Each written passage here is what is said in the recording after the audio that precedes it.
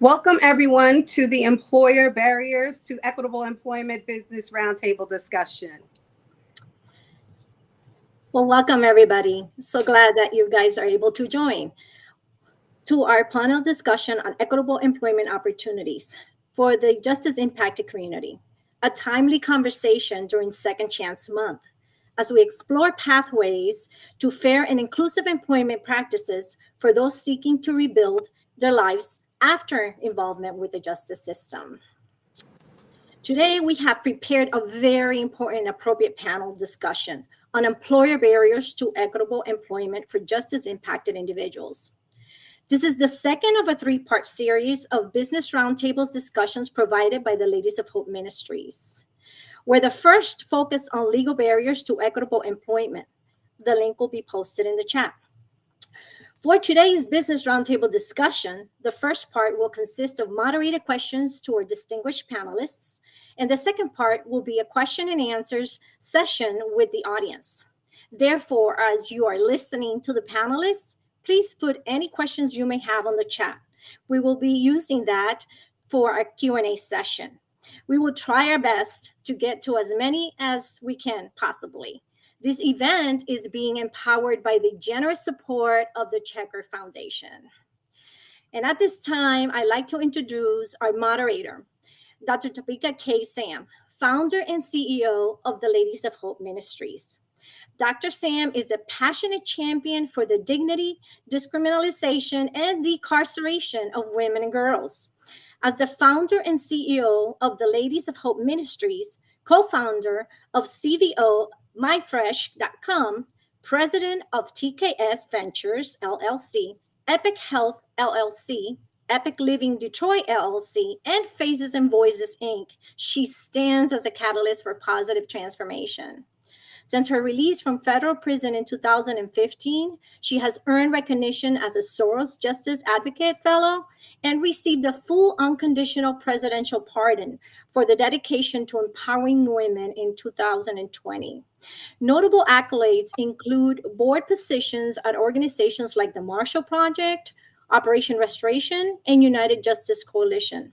In addition, she received the first Social Impact Award from Google.org, which highlights her significant contributions. And beyond advocacy, Dr. Sam has ventured into media, hosting a show on SiriusXM, and currently serving as an executive producer for various TV and film projects. Dr. Sam is a relentless force in transforming lives, advocating for social justice and inspiring change. Dr. Sam. Thank you so much, Judith Negron. I guess you were saying so much that my name, I became Dr. San, but it's all good. So welcome everyone again to our second business roundtable. Super excited to have you here on employer barriers to equitable employment businesses. And so what is the problem and why are we here? Close to 80 million people, that's 1 in 3 adults in the United States, has an arrest or criminal record. That's almost a third that are women. 44% of people remain unemployed after 1 year of being released from prison. 75% of women who are impacted by incarceration are women of color who are unemployed and remain underemployed. Over 65% are mothers to minor children, and of those, most are single mothers trying to rebuild their lives. These job seekers are on the sidelines, and businesses are missing out on talented and dedicated individuals. Businesses and HR leaders are in a strong position to be a part of the solution. So as we talk about second chances, we must define what a second chance looks like as it relates to employment. Jobs offered to returning citizens should not only be readily available, but also offer family supporting wages that can genuinely lift individuals out of poverty. This requires a concerted effort from both the public and private sectors to create pathways to meaningful employment. This is what second chances look like. And as some would say, this is what a single chance may look like. So through the Ladies of Hope Ministries Pathway for Equity program, we address this problem by providing information through roundtable discussions, increasing awareness, and collaborating on solutions. Our goal is to open doors to meaningful careers by working with employers who are committed to fair chance hiring to address the multiple challenges faced by women with a criminal background. Employers are missing out on this untapped talent because of their hiring practices, cultural norms, stigmas, fears, and myths. We aim to bring awareness of this talented group of individuals across the U.S. being overlooked because of their background. Today, we will hear from our expert panelists consisting of several community leaders and HR experts who are at the forefront of second chance hiring advocacy, as well as employers committed to fair chance hiring practices. We will discuss ways we can work together to bridge the gap between workforce demands and this pool of untapped talent. I see Dr. Chavez, shout out to him. I see Lucinda here as well. And hello, everyone from the convention delegation. Thank you so much for joining our second roundtable. And so I'd like to introduce our panelists, and please just bear with me. I like to go through everyone's bio because they are very, very accomplished women. Our first panelist is Elizabeth Raymond Combe, Manager of Charitable Programs for SHRM Foundation. Ms. Elizabeth Combe has programmatic oversight of SHRM Foundation's portfolio of untapped talent. The foundation's work on increasing employment pathways for overlooked talent pools. She has extensive managerial experience across the corporate, nonprofit, and government sectors. During her professional tenure in New York State, she worked for the New York State Legislature, including appropriations oversight for addiction programs and juvenile justice. Working for one of the largest recovery nonprofit organizations in New York City, she has also worked on numerous alternatives to incarceration initiatives and reentry programs. Upon moving to Virginia, she spearheaded education efforts for both communities in school and Cisco Learning Institute to provide access to education for at-risk youth. In her most recent role, prior to joining SHRM Foundation, she led PFLAG, national working across communities and workplaces on inclusion and equity strategies. Thank you so much for being here, Elizabeth. Thank you. Our second panelist is Dr. Kalila K.O. Olakanola, affectionately called as Dr. K.O., and I'm just going to have to say that. But I think I did good on the last name, Dr. K.O. She's the Director of Programs and Impact Architect at Jobs for the Future. Dr. Kalila K.O. currently serves in the Center for Justice and Economic Advancement at JFF.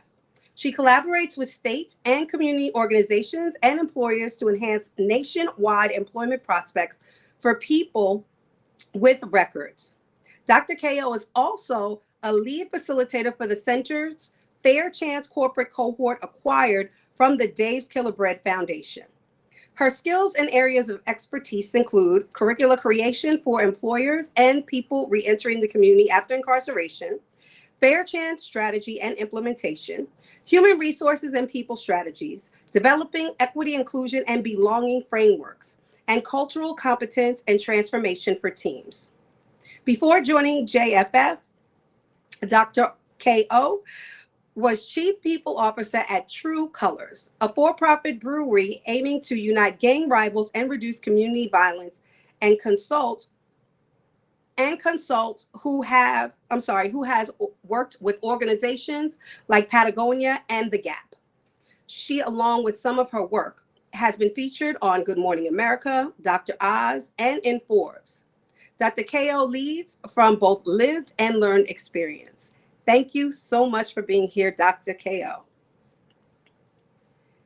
Now we have we have so many doctors, guys. Dr. Genevieve Reimer, Director of Inclusion Hiring at the Center for Employment Opportunities. With nearly 2 decades of professional and lived experience in the reentry field, Dr. Reimer leads the Center for Employment Opportunities CEO Inclusive Hiring Team.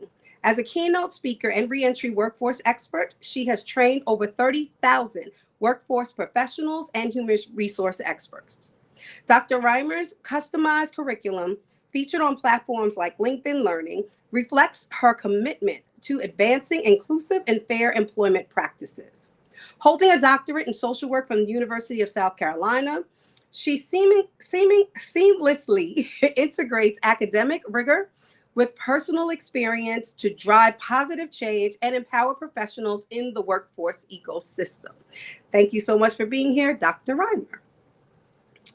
And our next panelist is Kaz Walcott, Director of Inclusive Hiring, Responsible Business Initiative for Justice. Kaz leads RBIJ's first and second chance hiring programs, including Unlock Potential. Her responsibilities also include collaborating and community-based organizations, advocacy leaders, and social service providers.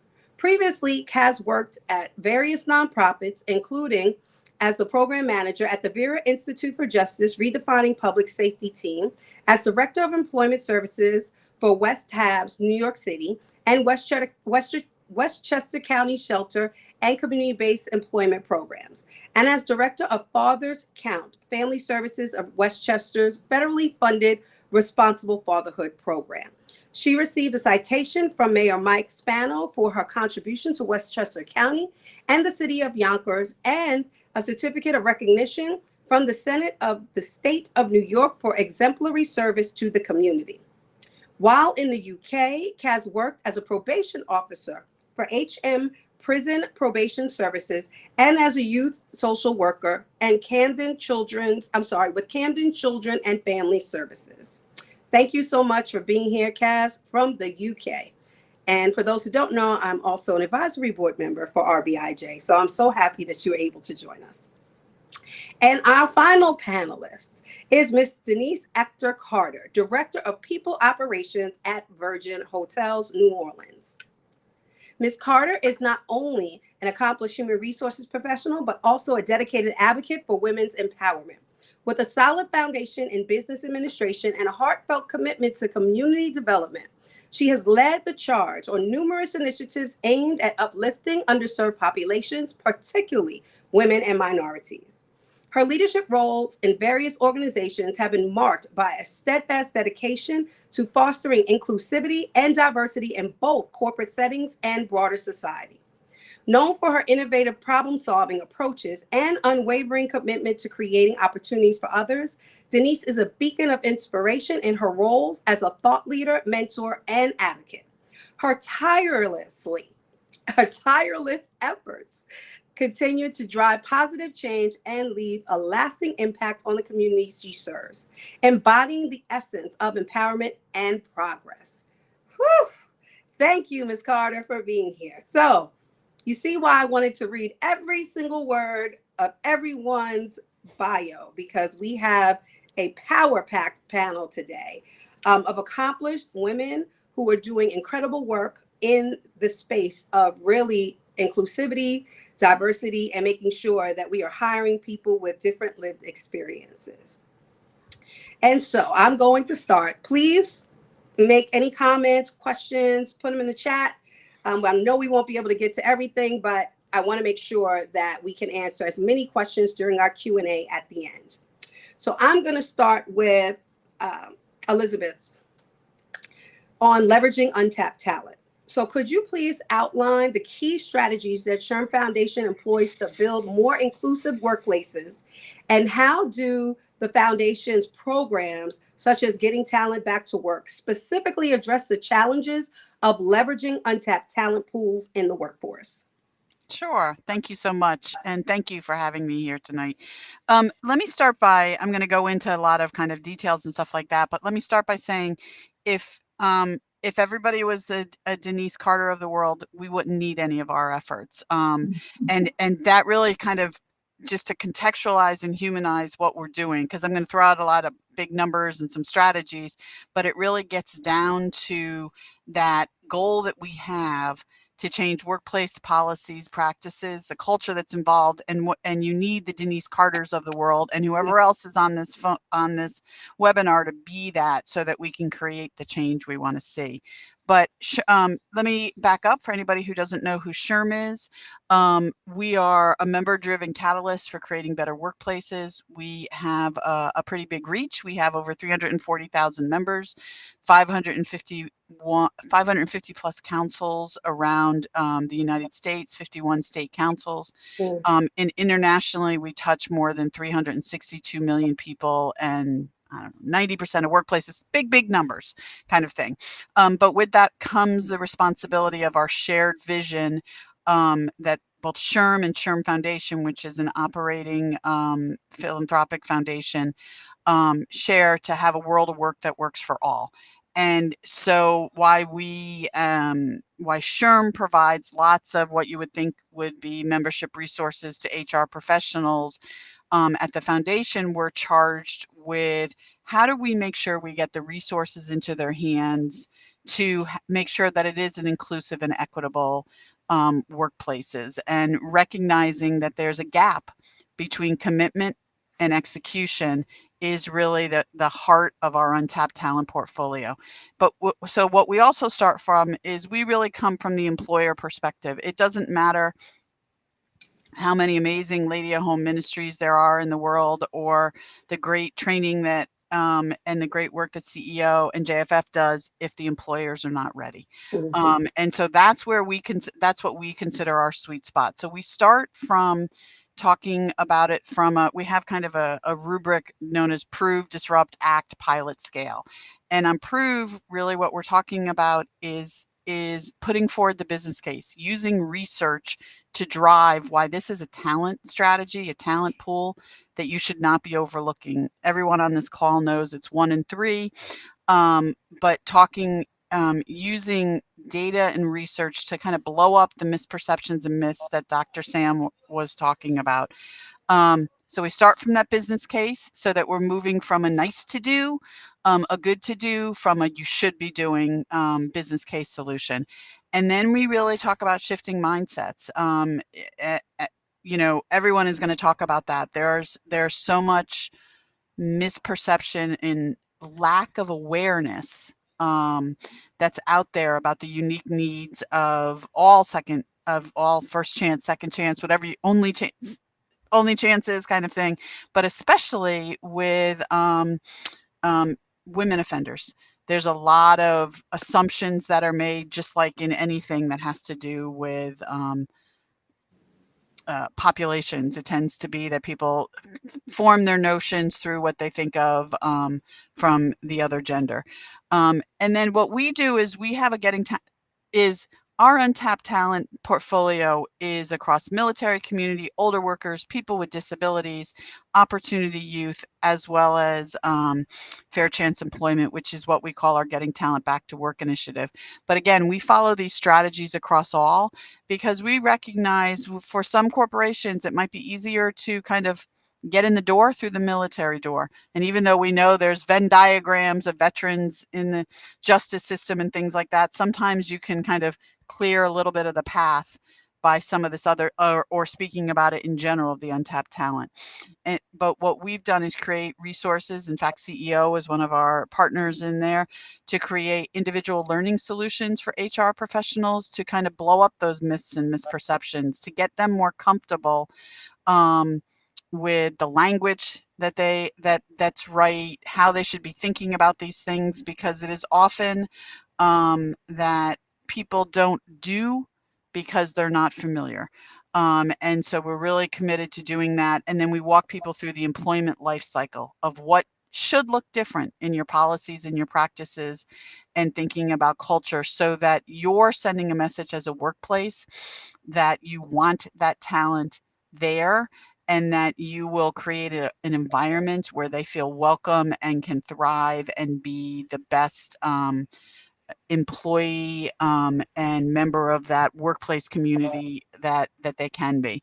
And then the other kind of part of what we do is that pilot aspect of it, looking at, because of those 550 plus chapters we have in those 51 state councils, where do we build momentum? We know that in the fair chance space, especially, that that having a group or cohort, it's one of the reasons that JFF's cohort model is so successful, is bringing people together to kind of walk through that learning process and that change process can move a community further. And finally, as just to kind of bring it full circle, I don't know if it's finally because we operate these all at different spaces. Mm-hmm. We scale. We have that opportunity to access the incredible network that we have of people so that we can clone Denise all over the place, to bring it back to the point I made originally. And I hope I stayed in my 5 minutes. So You did a great job, as a matter of thank fact. you.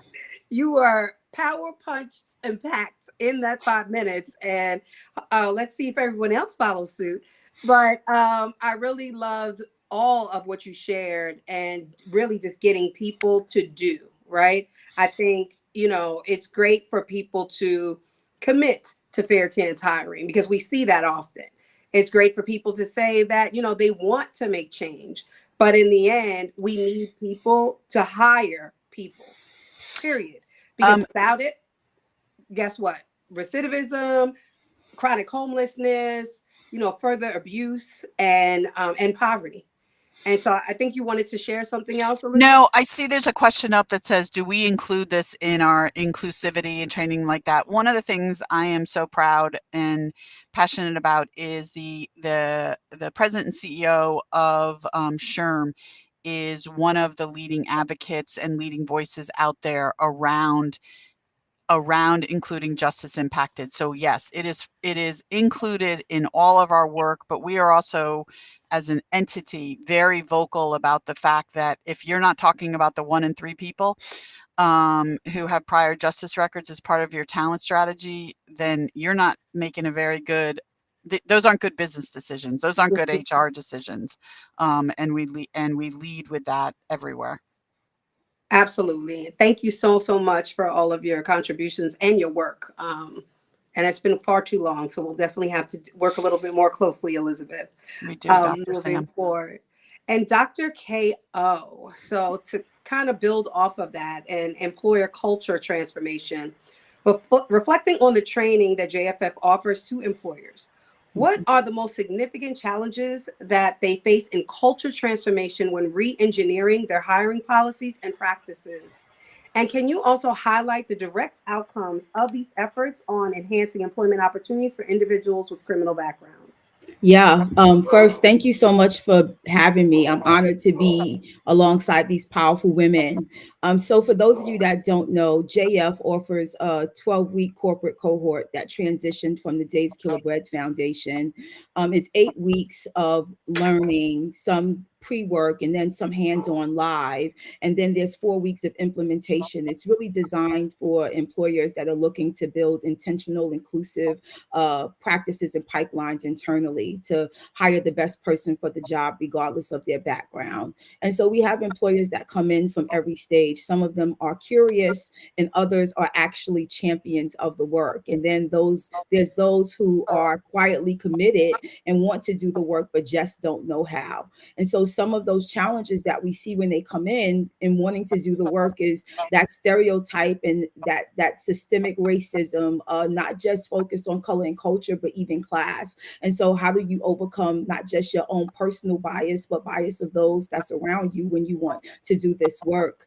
Another challenge we see companies have is on policy and compliance issues. We all know that some industries, have barriers where you can't hire someone who's been impacted. And we have some organizations that are looking for ways to maintain their compliance, but still offer equitable opportunity to those that have been justice impacted. And then there's that education that helps shape systems and enhances equity, training and development. Each one teaches one. There's a need to teach people about what the benefits are in the business case of hiring someone who's impacted. And then finally, one I think that exists everywhere is that integration into existing culture. And I think for so long, people looked for culture ads, for culture fits, and they didn't think about looking for culture ads. And when you make the decision to hire someone who's justice impacted, you're not just getting a diverse candidate based on the position, the role, or their background, but also that diversity of thought who can help ideate and innovate and bring new things to the organization. So all those challenges are things that we actually see, and we base the training that we do, that full 12 weeks, on challenges that we know that companies have. We do that through things like feedback surveys or one-on-one conversations. And so we are addressing understanding risk or lack of risk. We are addressing change management. What does that look like? We are addressing things like, how do you talk about doing this work? How do you internally communicate to the allies and stakeholders that you have and your team, and then externally share with your customers about the work that you've been doing? And some of those outcomes that we've seen, Dr. Sam, is we've seen an increase in diversity imprint. We've seen organizations create real intentional pipelines through pilot programs where they couldn't get full buy-in from their senior staff at that point, but because they were able to put together a pilot program, the pilot program gave them the data that they needed to give their full yes. Another ad I'll share is that at the end of the cohort, every company has what we call a capstone project, a presentation that you're presenting to your senior staff, to an investor, or to a grantor to get buy-in for. So you're not just coming to learn, you're coming because it's leading someplace. And other outcomes that we've seen is that they've highlighted the economic benefits of it, which are not much, but we try not to highlight that. But more importantly, the social impact. A lot of companies that are coming in looking to build upon their DEI imprint or looking to build upon their corporate and social responsibility really realize that it's not just good for the bottom line, but it's good for the gathering of people. Organizations are beginning to realize that individuals want to work at companies that are making social impact. And so if your organization are open doors for opportunity for other people, or they're doing meaningful and intentional work, data suggests that other employees there become more productive, and because they have buy-in, it changes their perspective about the people that they once may have had a different perspective from. And so when you have these organizations coming through the Fair Chance Corporate Cohort, they're not just coming to learn, but it's helping to redefine how they lead, right? And it's also helping them to open up meaningful doors of opportunity for those that have been just impacted to not just find quality jobs, but career opportunities. And we all know when you give someone a meaningful opportunity, a career role, and they get the confidence they need in the workplace, if they believe they can do that, they'll believe that they can also change their community. That's right. No, thank you so much. Many of the things that you said, but something that really stuck out for me was when you talked about how, there are HR professionals that actually want to hire, but because of their existing policies, that they may not be able to. But recently I was spoke at a panel at MIT, and what was brought up there is that, also, yes, people can hire in other roles, right? Like, just because a person may have a type of conviction that may exclude them from one particular position doesn't mean that it could exclude them from another position within the company. And so I think that, as people are broadening their mindset on, we might have wanted to hire someone under this kind of sector, but hey, we might have another opportunity because this diverse talent is really good for our company, I think is something great, and something that kind of raised from what you were saying. I also did notice that there was a question around, do you have the number of how many employers have gone through your program? And of those that are trained, do you have any data on how many justice impacted people have actually been hired as a result of this training by these employers? Yeah, that's a really great question. So to date, we have had about 40 employers that have gone through, and we suggest they bring HR, operations, and legal to the training. And we were hosting them twice a year. Now we're doing them every quarter after the transition to JFF. And we do have some data on how many people have been hired. I know last year, one of our goals at JFF was to look at the numbers, and we saw that combined that there was 100,000 people that were hired worldwide in organizations that we were connected to. That's awesome. Oh, I did see, I think it was Senora what was the name? Senora Rudolph stated that she needed some support in getting a job after all this education that she has. So hopefully, as a result of this, there could be opportunity through one of these 40 employers, and maybe we can kind of highlight some of the employers during this webinar that actually are giving fair chance hiring opportunities to people with diverse backgrounds. Thank you so much, Dr. Ko, for that robust information that you just provided us and our audience. And Dr. Reimer, also to kind of build upon that, overcoming inclusivity barriers. Can you describe the foundational elements of the inclusive hiring framework that you champion as CEO, and what major obstacles have you been needed to overcome in persuading employers to adopt more inclusive practices for individuals with past convictions?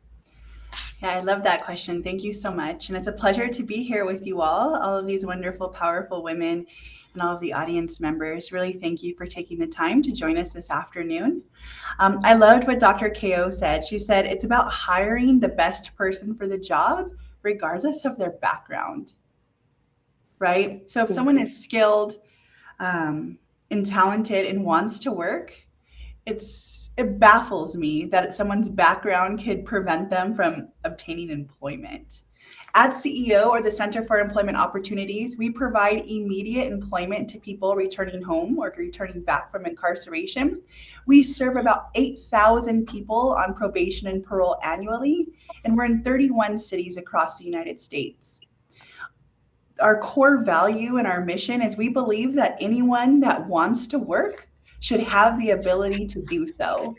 And as a senior director of inclusive hiring at CEO, I have the amazing opportunity to lead a team of consultants that partner with employers and other workforce stakeholders across the country to help them change their inclusivity practices to hire someone like me, someone with a past criminal conviction that when given the opportunity to work really excels and brings value to the workplace.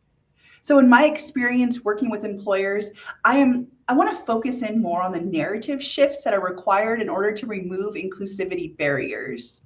So it's a part of me that when I talk to employers, I want to convey to them that this is not doing charity work. I don't need charity. I need you to do the right thing. I need you to hire someone. I need you to hire me because of the value that I bring to the workplace, not because I'm a risk. Right? I don't want you to have this idea that I bring risk to the workplace. And I'm going to talk about that in just a second. I've either been told directly or indirectly that an employer is taking a chance on me because I'm a risk if they give me an opportunity to work for them. I'm not a risk. I'm talented, I'm skilled, and I bring value to the workplace. What I bring to the table is based upon my life experiences, just like any other candidate. And that is what makes me great. And all of my other colleagues as well.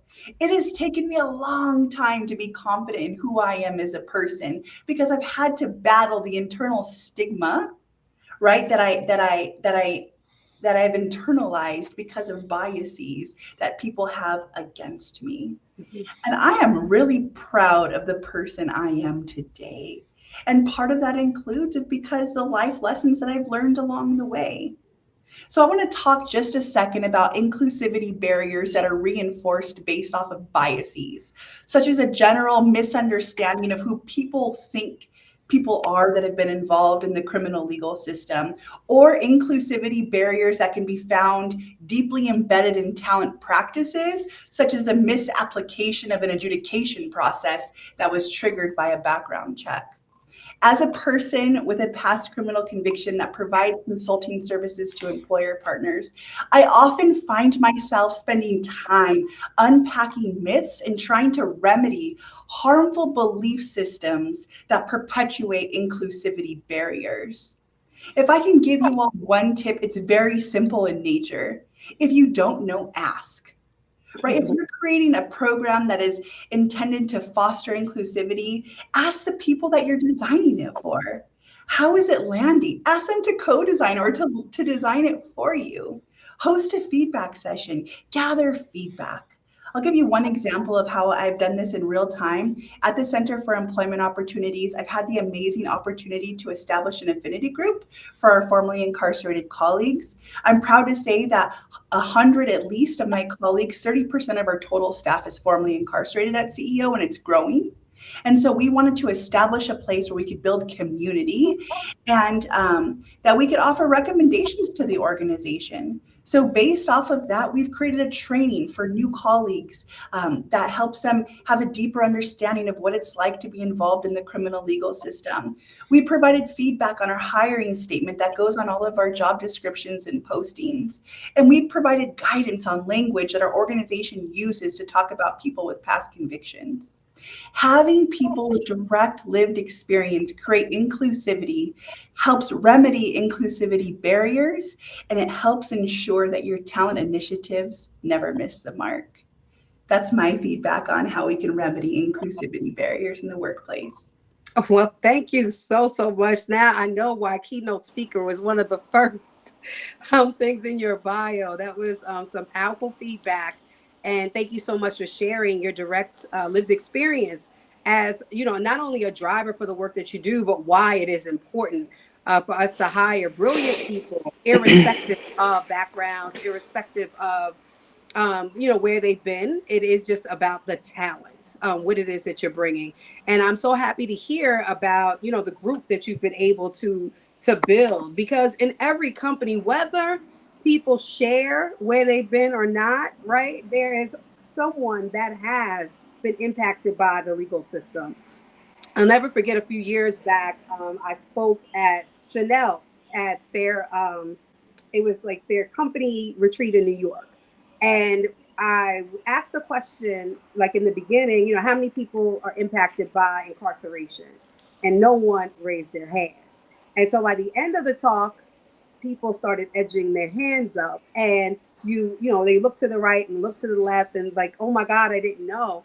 And it brought so much community, even within that community, right? Because someone could say, oh my God, I didn't know that you experienced the same thing that I did, whether it was themselves that actually had been inside or not. So I love the work that you all are doing at CEO. Happy to hear that 30% of your staff are previously incarcerated and that you are continuing to lead that work across the country. So thank you so much. There are several questions I noticed coming up in the chat for you. But one that is kind of sticking out is also, do your employer partners hire justice impacted people in management and leadership level positions, which I think is really important? The answer is yes, and they should more. Right? Because we know that we are all like, there are people that are formerly incarcerated or have a past conviction. While we may need an entry level position, we are also capable of executive level positions. That's right. And we also have tons of transferable skills from our previous life that uniquely qualify us for those positions. Right? We have people that have done all sorts of different things in a previous life that adds to the quality of work and who they are as leaders, right? And so any organization that hires someone that is formerly incarcerated with a past conviction in an executive and a management position, I am certain that they're going to reap the benefits of all the transferable skills someone has learned and previously. Thank you. Great answer. They do, but should more. And I am 100% in agreement with you. Thank you so much for your feedback and for all of your expertise. And we will move over to Kaz on building community and collaboration. So can you share how RBIJ's collaborative approach and community building with multiple employers increased employment opportunities for justice impacted individuals? And can you highlight a successful story with an employer? Sure. And just to say, Dr. Sam, that RBIJ, we also hire individuals that have been justice impacted as well. So I'm excited to say that. And thank you to the LOM team for inviting RBIJ to participate in this conversation. Amongst all of these powerful women, we're excited to be part of these business roundtables and also to deepen our partnerships with everybody on these calls. And just to say to the audience, please bear with me. I'm overseas at the moment and my Wi-Fi is a little spotty, so my picture might be a little pixelated, so please bear with me. And to say that RBIJ, we have 3 key pillars to our work. And one of the key pillars is restoring communities. And our inclusive hiring portfolio of work actually falls into that category. So to your question, Dr. Sam, our collaborative approach includes building relationships and partnering with companies and community-based organisations to provide employers with a talent pipeline.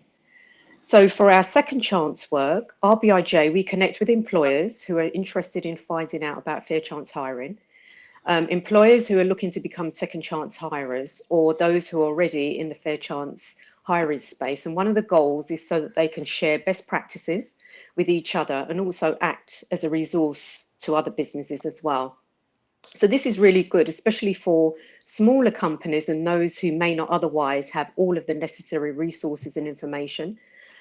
Business to business conversations can be critical to expanding the number of businesses who are second chance hirers or fair chance hirers. And also to say here, it's not just about businesses working together. At RBIJ, we help employers find community-based organisations, also known as CBOs, who can provide essential wraparound support to individuals who are entering the workplace. And that way we ensure that they'll be as successful as possible. And that's what we aim to do, set individuals up for successful experiences within their lives. I'd like to share an example here of our collaborative approach for Unlock Potential, which is our first chance hiring work aimed at young people aged 16 to 24. And essentially it's to divert them from the prison pipeline. So one of our 4 target groups for Unlock Potential is youth who have had touches with the justice system.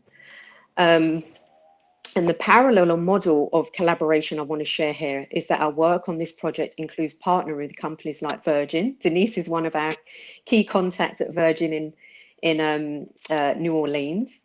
And the goal is to build relationships with local community-based organisations to provide employers like Virgin Hotels with a talent pipeline of youth.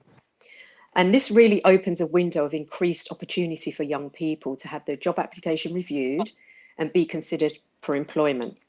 So that model of building relationships on both sides with the businesses and also with local CBOs and being the connector between the two is a model we have for our second chance work and our inclusive hiring work generally. So I know, Dr. Sam, you'd asked me to share an example.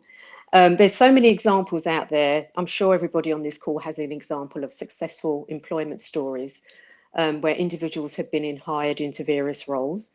But I'd like to share a really quick example from our inclusive hiring work where the employment situation had a little bit of a different outcome to that which we expected.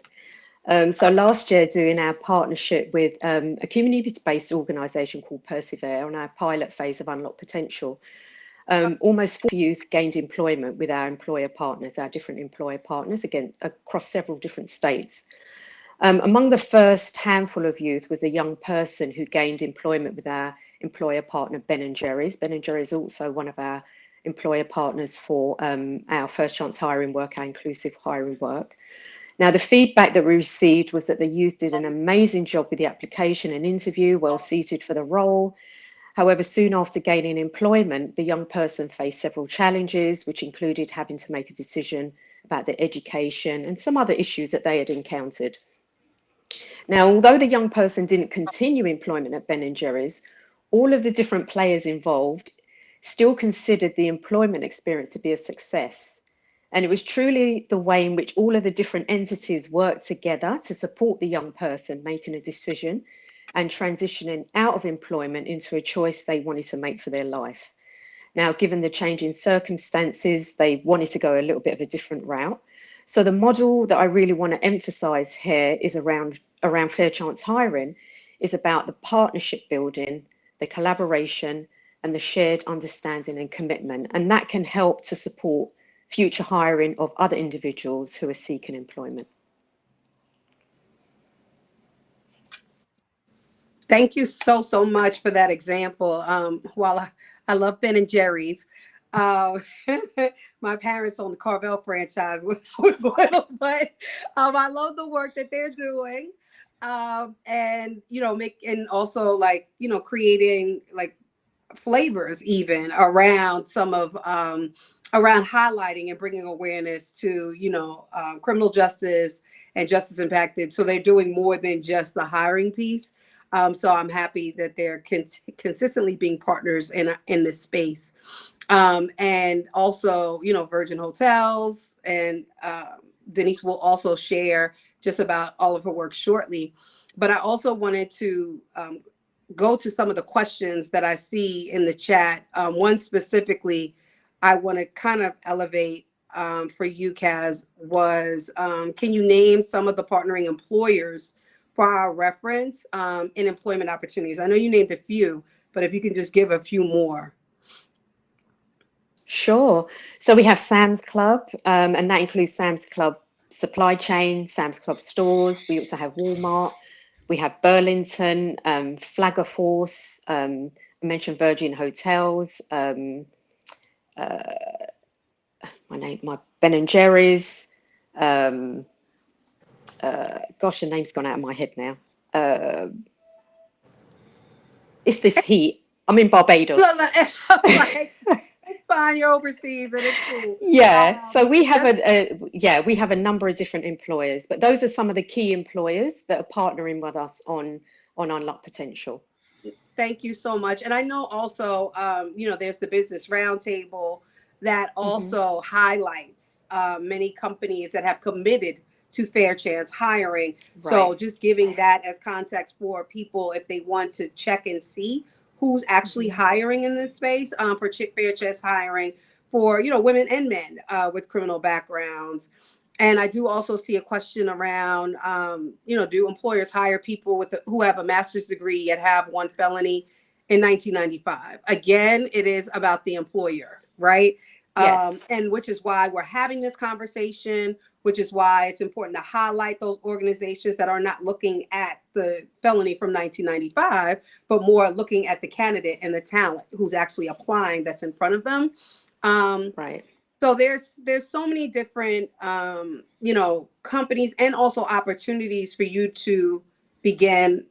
I saw another question about like what industries. I'm not scrolling, but I saw it coming up, like what industries are inclusive or are, want to hire. Now, obviously, social work, nonprofit, that's one, but they're fashion, beauty, music, finance.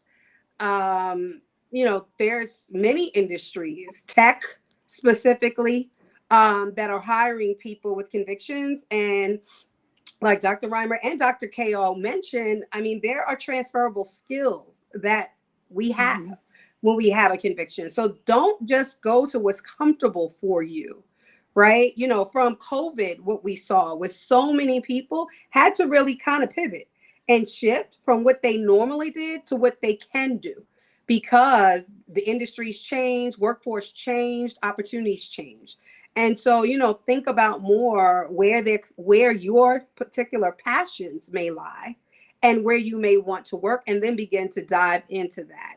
So I just wanted to share. Dr. Sam, Yes. It's such an important point you made. And I also you were talking about companies, the Second Chance Business Coalition is what you're talking about through Business Roundtable, and which Sherm is proud to be part of and a founding member of. But so there's 50 large corporations that are part of that group, and you're going to recognize the names of all of them. But if you, to the point I think Dr. Reimer made it, is don't just think of them as like, if you see JP Morgan Chase, who is one of the most outspoken leaders around second chance efforts, don't just be like, oh, it's finances and they won't touch me. They employ tens of thousands of people from tech to finance to back office to marketing, accounting to marketing. Absolutely. So Great think point. about where your passion lies and then find that employer, and don't get locked into kind of what their overarching brand is, but look at what their the swath of opportunity there might be within their organization. Incredible point. Thank you for highlighting that. And that is so, so true. Thank you so much, Elizabeth, for highlighting that. And so now that we're talking about just to add, Dr. Sam, I think what we saw as well with the first round, with our pilot program, is that there were youth that applied for particular positions, but when they went through the application and interview stage, there were other opportunities that they could be considered for as well. So you may apply for one particular position, but when an employer sees your skill set, there might be another opportunity that they offer to you. So go in that with that open mind, that there's other possibilities outside of what your initial thinking is for a role. Thank you so much. Another incredible point and highlight. Thank you so much. And I thought I heard you say you were in Barbados. Is that correct? I am. And it is so hot. I'm really hot. I see you glistening over there. That's why the fan was on. So I get it. But thank you so much for taking time out of beautiful Barbados to be here with us. Because yes, this is an important conversation and we really appreciate you for that. And so, Denise, we've been talking about incredible employer partners and some of the work that, we're proud of having women hired locally through our partnership with Virgin Hotels in New Orleans specifically. And so around inclusive hiring success, can you tell us about Virgin Hotels' commitment to fair and inclusive hiring practices? What led you to become a fair chance HR professional? And can you highlight a success story with hiring a justice impacted employee? Yeah. I actually joined Virgin in when we were opening this hotel, and three people person that told me all about what Virgin stood for, and when we relations and reaching to people in our community in New Orleans, I got excited about the opportunity. She said, "We're not a second chance employer, we are a fair employer. We are people who never actually received a first chance." Mm-hmm. Denise, I'm sorry to interrupt you, but we are having trouble hearing you a little bit. And you sound kind of distant. You're going in and out just a little bit. Okay. What you're saying is so important. So Let me turn the volume up. Is it better? speak a little bit. It's a little, but just go ahead. I don't know if there's like a mic. I could hear you earlier, but I'm having a little difficulty now. But go ahead. So when I started here, it was about hiring people who had a background. And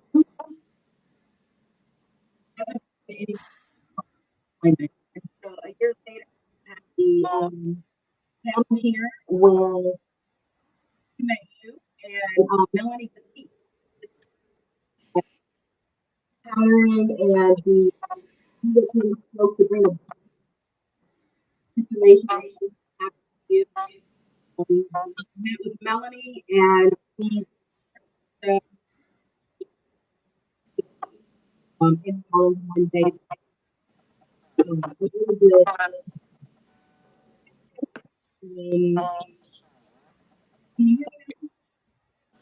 You sound really choppy. I'm getting a little bit from what it is that you're saying, but it is choppy. I don't know if you have headphones or if the headphones or something is connecting because it sounds distant. Is everyone else hearing Denise that way? Yeah. You want to try again?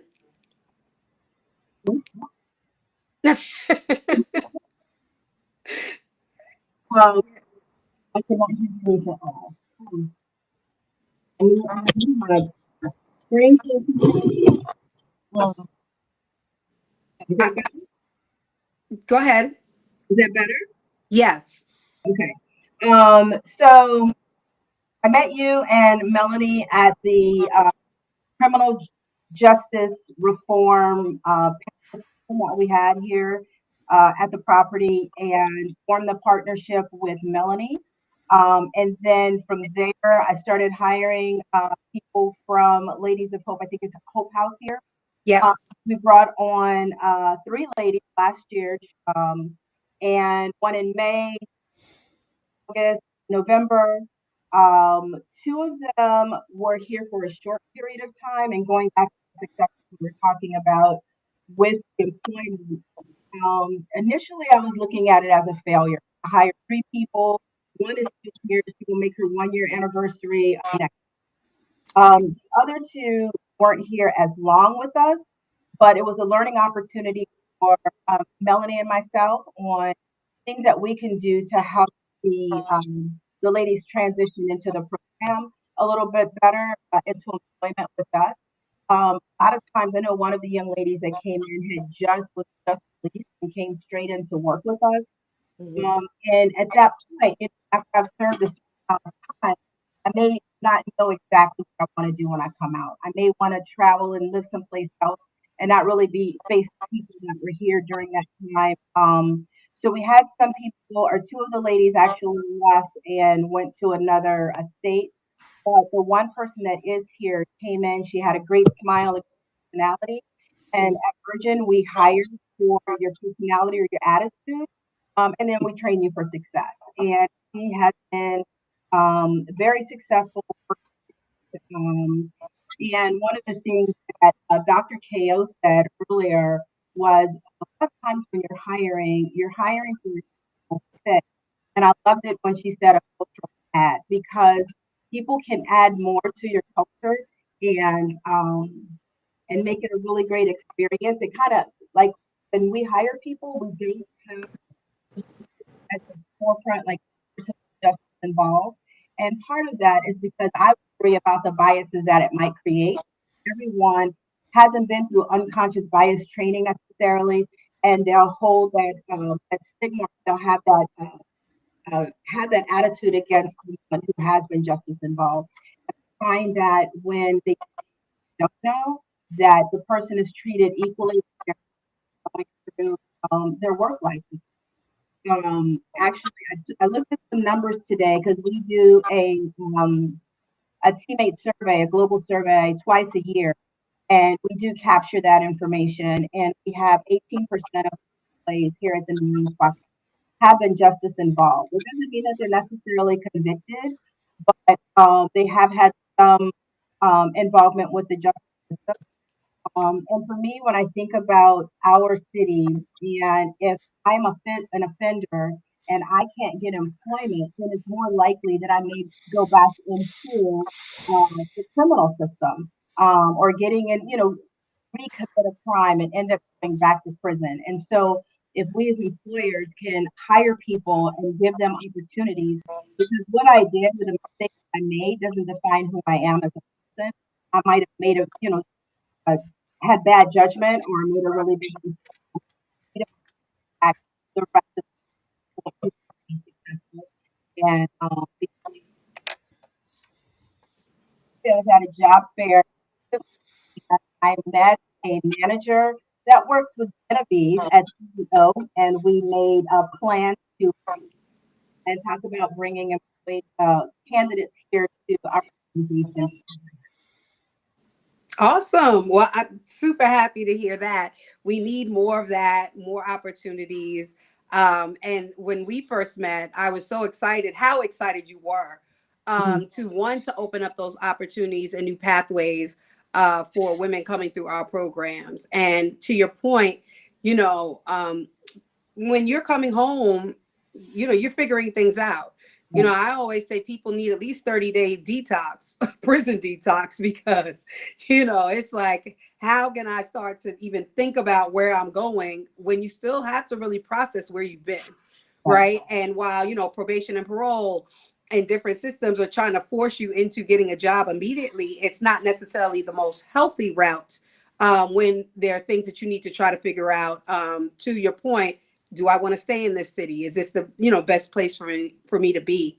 But really taking the time, and I know one of the questions here was about you mentioned about the hiring practices. Do the managers or department managers know that the person is justice impacted? And if so, are they aware of different ways to support the needs of people who are coming from these different backgrounds? But I think with anything, it's a new process. I mean, I, being a justice impacted woman who hire people who are justice impacted, have had my share ups and downs, great hires, not so great hires. And I wouldn't say that it's irrespective of whether they've been incarcerated. I mean, I've had Yale graduates that I had to fire, who never been to prison. So I think, it is about not necessarily where that person has been. And it's more, again, about who they are, what they're bringing to your company. And I love the idea of the smile, right? Because that also talks about personality, a person's eagerness and excitement to be able to have this new opportunity, again, irrespective to where they've been. And just grateful for, your continued growth and collaboration over the time. So I know that we all have been, we had some time for Q&A. I kind of wove some of those questions in for the sake of time, but I also want to offer up to Judith to come on if there's any specific questions that you would like to share, because I saw so many coming through in the chat. I couldn't grab all of them. I grabbed a few, or at least one for each panelist. But Judith, please, where you think we need to highlight or ask them additional questions in our remaining time, please do. Yes, and forgive me if I repeat some of the questions, but there's been some that are really highlighted and people want to have a completed answer to that. So I'm going to start off with the first question that we have highlighted for Elizabeth. And this is SHRM national or local chapters, including the justice impacted community, in their training related to DEI? Many people groups are discussed, but not always the justice impacted community. Absolutely. That's what I had shared is we lead and include the justice impacted in just like any other population as inclusive hiring. And because we started from, I had no say in it, but I am in love with it. I inherited it. We started from the premise of, and it's kind of what Denise talked about, it's about getting talent back to work. That's the name of our initiative, and that's the approach that we take in all our chapters too. Thank you for that. And this question, it doesn't have a specific panelist in mind, but perhaps those who are willing to answer it can go. And this is from Aileen, and this is, hello, is there a financial incentive for these employers to hire justice impacted individuals? If so, how does it compare to work opportunity tax credit available through the IRS? I think that's probably related to JFF.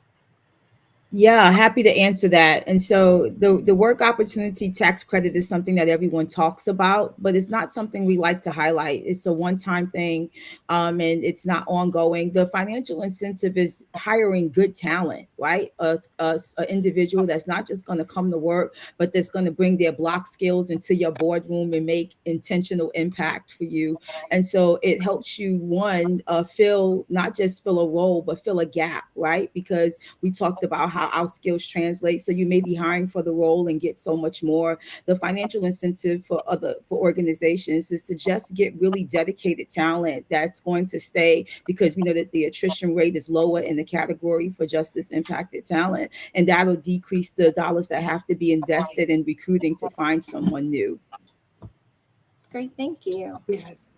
This is another one for SHRM, and it says here, based on SHRM's employer support nationwide, can you give us 3 concrete non-financial ideas that would motivate employers to give justice-involved women a chance at a position that they qualify? I think we've been touching on it all night. This is about talent. The talent shortages are out there, and this is an available pipeline, as Dr. Ko just said, that you're not tapping into. That this is it is a money idea, but it's as much about it's as much about you save money when you retain talent for longer, but it's more about what you don't interrupt. You don't interrupt your work culture. You don't interrupt kind of business continuity, those pieces. And so this is a willing group. The other thing that I would say is there's a big movement going on in this country around looking at skills first. To Denise's point, you can train for success.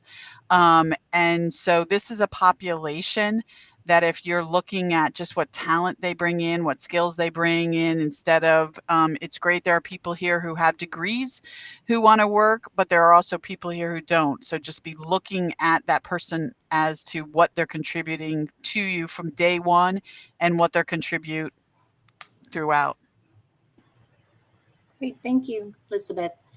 I have one more over here, and it says, how can we engage and involve a diverse range of stakeholders, including government agencies, businesses, nonprofit organizations, and educational institutions in efforts to promote?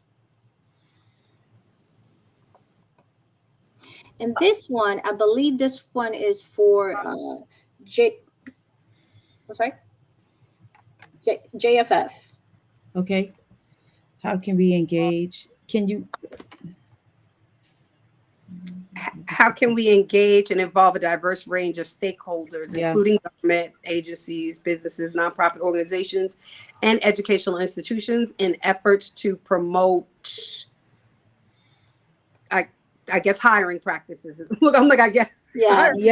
Yeah. I think that is what we've been talking about all night. We have to build the business case, and we have to speak the language that they're interested in. I always say there's a language for every land and for every leadership team. And whatever that is, you have to shape your business case around it and be willing not only to invite people into the table, but to provide Exhibit A evidence that this does work. And when you show them the incentives, when you show them the impact, it sparks this curiosity in them. And when you educate them, it brings buy-in. And so I think that engaging them is going to be a full process of what we do, but it starts with sparking a conversation. Conversations challenge what you believe about people and situations. When I tell people I went from the block to the boardroom, they don't believe me, but I have. And I am the business case that it does work when you give somebody meaningful and intentional opportunity. So I think gather people, spark a conversation, and that conversation may change a perspective, but speak the language that they're looking for. Where can justice impacted talent play a key role to help them increase their productivity or address the issue that they may have as a challenge right now? Awesome. Thank you for that. Great answer. Okay, this one is from Lady Funk, and this one says, building on the discussion, I would like to ask, how can we create paths for these women in states where job options are scarce? And in what ways can we leverage remote positions to expand their employment opportunities? And I believe this one is for CEO.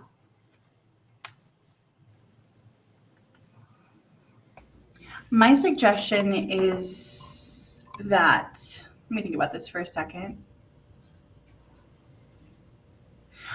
I would recommend that if someone's looking for employment, that they use job search engines like Indeed and LinkedIn, and use the fair chance filter, right? And also don't automatically disqualify yourself because an employer hasn't called themselves a fair chance employer, right? Don't bench yourself before the coach puts you in. And I think sometimes, at least for myself as a formerly incarcerated person, I'm like, whoa, I read their value statement and it doesn't sound like I'm welcome to apply. But at some point I have nothing to lose, right? I might as well throw my resume in there. I might as well put my application in. So don't disqualify yourself simply because an employer has not said that they're a fair chance employer. Secondly, I suggest that you become very familiar with ban the box laws in your state. And so that also will allow you to know what employment laws exist to potentially give you a shot at employment, and you are able to prepare your evidence of rehabilitation. So if you're offered a job but you feel like it's going to be rescinded, you have your packet that you can automatically submit that shows that you are talented and you are not a risk to the place of employment. Finally, I would say that there are a lot of remote opportunities, especially now because of COVID. But I think that as a result of COVID, I think you just have to be creative. You have to look for those things. You have to network, utilize websites like LinkedIn, make connections, and build out your own network. Yeah, and I would just add to that, LinkedIn is a great resource. More people actually respond on LinkedIn when you send them a message than they do on any other social media platform when you DM them. because there are business professionals or people who are really trying to network and meet with people. The other thing I would add is that, a lot of times we exclude ourselves from opportunities. And I'm just speaking as a woman, with, a colorful past. No matter what it was that was on my background, I never did not apply to somewhere because of this. And this was before any of the bandbox laws passed or anything of that nature. Like, I always say you walk into a room with authority. Like you're supposed to be there. Like I'm applying for this job. I'm supposed to have this job. I should follow up in an email if I haven't heard back. Do things, and what is going to set you apart from other people who are applying from the job or for the opportunity, right? A lot of times people aren't sending things with a cover letter anymore. Make sure you do that. You can send it. It's just different kind of tactics that you can use to set yourself apart from all of the diverse candidates that are out there, right? Because you do know that, there is something additional to you that if it comes out could potentially, put an employer at pause. And so you want to make sure that everything else that you are sharing is setting you apart, that even when that comes back, that you would have an opportunity to speak boldly about what it is, own it, and keep it pushing. And so, I encourage people who have convictions, don't use that as a barrier. Don't allow it to be a barrier. I think oftentimes we handicap ourselves. We're the ones that put these barriers on ourselves. I'm a person that, you as a man thinketh, right? And so if I think that me having this conviction is going to hold me back from the opportunity that I want, then it will. And here's the thing, as a nonprofit leader, I apply for different opportunities all the time. We apply for grants all the time. Doors are shut in my face all the time. It doesn't mean that because it's shut that I don't apply again or that I don't go after something else or I don't think creatively on how to pivot. These are things that you have to do. And so remember the things that landed us all in prisons and jails, right? Some of the creative things that we did in whatever lifestyle that we led that led us through this path that has us where we are now. And those same creative skill sets, you use your powers for good now, and you use it in a way that is able to get you the things that you need in order to be able to transform your life. I never worked in nonprofit. Prior to my incarceration, I worked in government. I was an entrepreneur.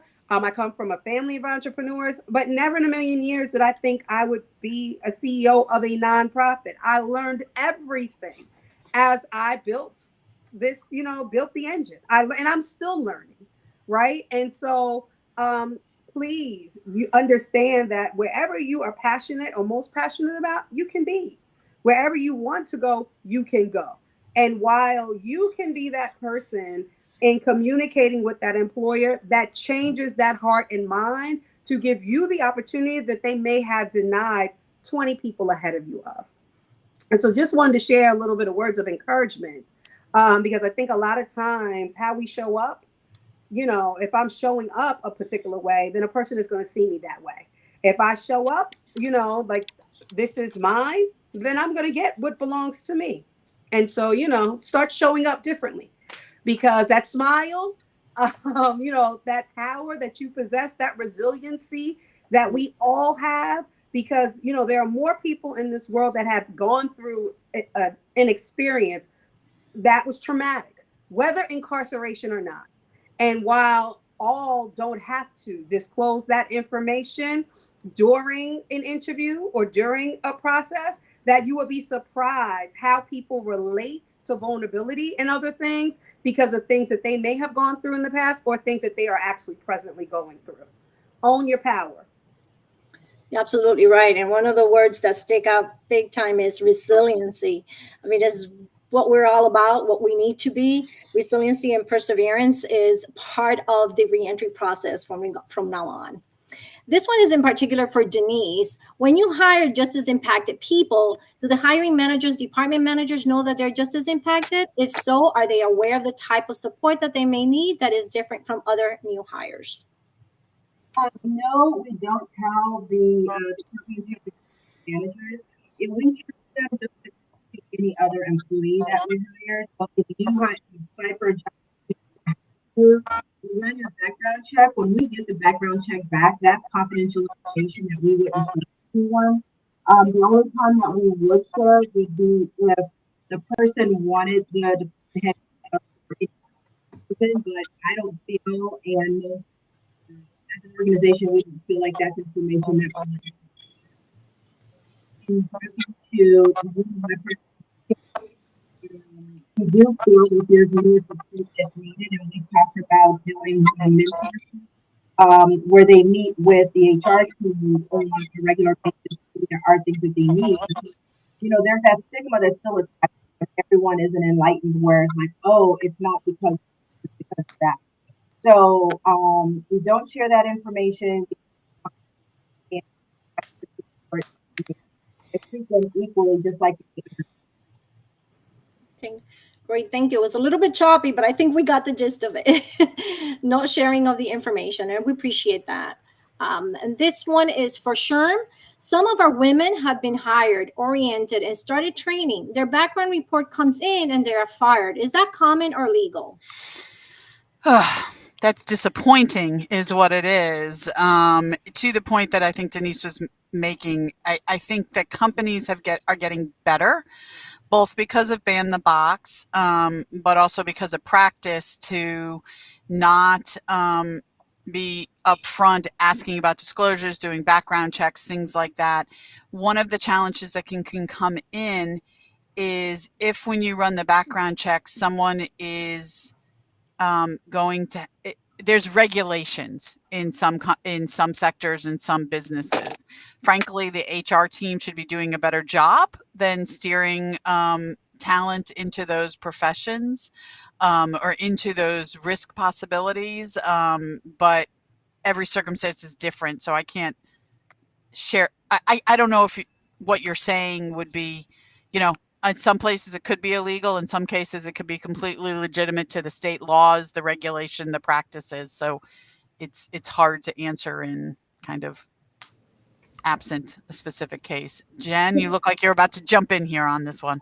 I just wanted to add something to my HR friends out there, or to any hiring manager. When the background check is done, let the candidate know, because Great it point. looms in the back of our head. What if we're starting work, while we're going through the process? There's no reason why the background check process needs to be mysterious, right? Just a simple phone call letting all of your candidates know, hey, the background check is done, you're good to go, gives us a huge sigh of relief, right? Because otherwise, in the back of our head, we're wondering, if we start, are we going to be walked off while we're a week in or 3 weeks in or a month in? It gives us a sense of security and safety, knowing that we can start and we are not going to be walked off the job and we are good to go. Such a simple thing to do that really builds security within your candidate or your new employee. Great point. Can I just add that I think that one of the big things for HR pros is that some of them don't realize that when you are reintegrating back into the community looking for work, that job search and that hiring experience is an emotional one, right? Because you're coming home with this high hope that things are going to be better and that you're going to do the right thing and that you're going to get on this track. You have this vision for yourself, and when the employment process is not equitable, or there's challenges there that haven't been streamlined or fine-tuned, it affects the individual that you're hiring. And so a lot of HR pros protect policies, but forget about protecting the people those policies are for. Just encouraging them to pay attention and to realize that any job search is an emotional experience. Is giving people meaningful opportunity and the opportunity to make a livable wage to take care of themselves and their family. It's a great, preach. And it is one of the reasons why we had that Getting Talent Back to Work certificate that we were talking about. It's to sensitize people to recognizing where that candidate is coming from. Now, you would hope that every HR pro would think about that in terms of who they hire, but we know that that's an education and awareness curve for people. And especially first chance and second chance, it may be something they have no familiarity with, no experience, and they're being emotionally awful without even realizing they're being emotionally awful. Like, Jenna, that was such a great point. Just say it. Like, that's not a simple thing. Like, that's not a hard thing to think about, but they may not even recognize that, oh my gosh, what we could do here. And I think you have one more question right there. I am looking at, I'm gonna let, so first off, there are, I apologize. They are vacuuming around me in my office. My apologies. So I'm going to say that we actually have workshops on these international and local HR conferences all the time. And I'm going to shamelessly turn this over because there is someone vacuuming so that Jenna can share what she's going to be doing this Monday. Yeah, so we have the awesome pleasure of presenting at the SHRM Talent Conference. The title is The Bold, Brave, and Transformed. And so we're bringing a couple of people that are formerly incarcerated and some employers to speak on a panel to HR professionals about narrative shifts and easy ways that they could tweak their practices to make it more inclusive of all people, including people with past convictions. And so really looking forward to that opportunity. Also, when we helped SHRM with their Getting Talent Back to Work initiative, we presented to various SHRM councils, right, about, easy ways that they can consider tweaking their talent life cycle to make it more inclusive of fair chance talent. And so work is being done. There's an appetite out there. Part of it is just attending opportunities like this, webinars, right, and learning from these experiences and from the other experts that are on the line. It's virtual and in person, and I'm not sure if they're still doing registration, but it's SHRM Talent Conference 2024 in Las Vegas. Thank you for that information. And we'll post that information later on as well so that everybody can have access to it. I have one question, general question for all the panelists. And this is one that, we've been trying to battle with. And it says, based on your experience, what benefits have you seen when fair chance hiring practices are in place? I can go first and I'll be quick. There's stats that show that we're reliable, we're responsible, and we're eager for career advancement. We stick around, retention rates are great. But beyond that, hiring people with past convictions allows employers to work with really amazing people. We have rich life experiences. We're survivors. We're resourceful. We're resilient. We have dreams and aspirations and hopes. We're people. We're human, and we just want to be treated humane. Right. And so we are much more alike than we are different. And so I think that's one incredible thing, a unique value add that employers get to experience when they work with people like me. Yeah. Thank you for that. That was so cool. Yeah, I just wanted to add to that. For the employers that we work with at RBIJ, there's a sense of joy. There's a real sense of joy when they hire one of our young people. And I think for them, there's some benefit to that, right? We see it in the emails, we made an offer today, or we interviewed 2 young people today. We had several young people attend one of our site visits today. And then for our second chance hiring work, there's a ton of data, has just been talked about earlier on in the call, supports second chance hiring. It's going to get you good, hardworking employees, right? We're seeing the stats, more than 80% of business leaders rate success of their second chance hire employees as high or higher than other employers. And we're also hearing about lower turnover rates. And I just wanted to highlight one quote from one of our partners. He's part of our Workforce and Justice Alliance here at RBIJ, Harley Blakeman, who many of you probably know. He's a CEO of Honest Jobs. And he said, fair chance hiring is simply not rescinding the offer when the most qualified person for the job offer background check came back. So simply, that is how hiring should work. We should be ensuring that businesses can take the best talent in the workplace, regardless of what has happened in a person's past. So just wanted to highlight that quote from Harley right there. Thank you. And I will bring it on to our CEO to close us out, since we're pressing for time. So those questions that we're not able to get to, we will try to get to later on, putting the information on the chat. So bear with us because there were a lot of questions on the chat. We try to get to as many, but I'll hand it on to our CEO right now to close us out. Oh, well, thank you so much, Judith. Thank you to our incredible panelists for such an important conversation. This was our second in a series of business roundtables, and excited to hear about the SHRM conference. Please tap in. I know there's going to be so many gems dropped there. And I think because it is also virtual, hopefully the registration is still open. And so people can join on. There are many of questions. I'm glad we had so much interaction during this conversation. And so hopefully we'll be able to Judith's point, get back as many responses as possible. And so the panelists will have seen them. And if we're able to get, everyone's feedback, we'll share what we can with everyone. So thank you again for joining this incredible conversation today. I invite you to partner with the Ladies of Hope Ministries Pathway for Equity program to help us advocate for equitable employment. There's a broad talent pool ranging from entry level to executive leadership level experience waiting to be given a fair chance. If you're a business, consider being an employer partner, corporate sponsor, or provide your staff experts for talent development. If you're a reentry organization, we invite you to collaborate with us to expand our reach with helping women find career pathways with livable wages, benefits, and growth opportunities. There is so much to discuss and so much to be done. As mentioned before, this is the second of a three-part series discussion on barriers to equitable employment. If you're interested in viewing our first discussion on the legal barriers, a link is available in the chat. P4E Business Roundtable, and this will also be available also on our platforms.